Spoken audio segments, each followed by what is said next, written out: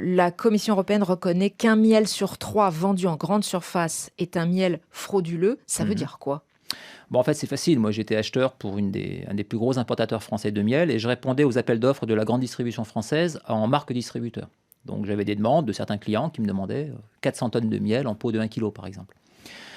Et les prix qui m'étaient demandés faisaient qu'on ne pouvait pas proposer du vrai miel à ce prix-là. Donc, ce qu'on faisait, c'est qu'on achetait du miel chinois, entre guillemets, hein, donc des produits fabriqués en Chine, qui était en réalité un assemblage de sirop de sucre, colorant, arôme, qu'on conditionnait Donc pour pas de miel du tout. pas de miel du tout, non, non, non, non, non. Rien Non, non, provenant non, des non, rien, abeilles. non, non, non, ça n'avait jamais vu une abeille, ni de près, ni de loin. Donc, c'était des produits complètement artificiels, fabriqués en Chine, importés en très grosse quantité, à des prix imbattables, hein, puisque moi, j'achetais ça moins d'1 € du kilo. Donc, vous voyez, hein, pour du miel, on sait très bien que c'est impossible.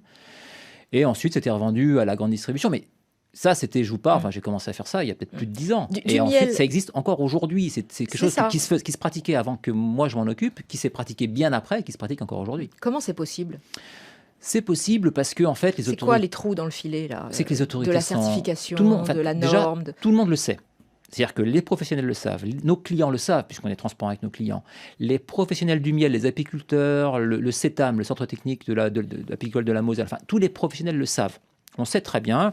La plus grosse fraude aux États-Unis concernait du miel importé de Chine, donc tout le monde sait très bien que le miel chinois n'est pas du miel. On sait en plus qu'il y a quasiment plus d'abeilles en Chine, tellement c'est un pays qui est pollué. Sauf que le consommateur ne va jamais voir miel de Chine sur le pot. Non, mais justement, en fait, le problème, c'est que... Vous parlez même d'un miel avec un miel chinois avec un certificat d'origine argentine. Argentine, Vietnam, oui, bien sûr. Il y a rien de plus facile que recevoir un conteneur de miel chinois dans n'importe quel pays un petit peu laxiste et de réobtenir un certificat d'origine pour le réexpédier.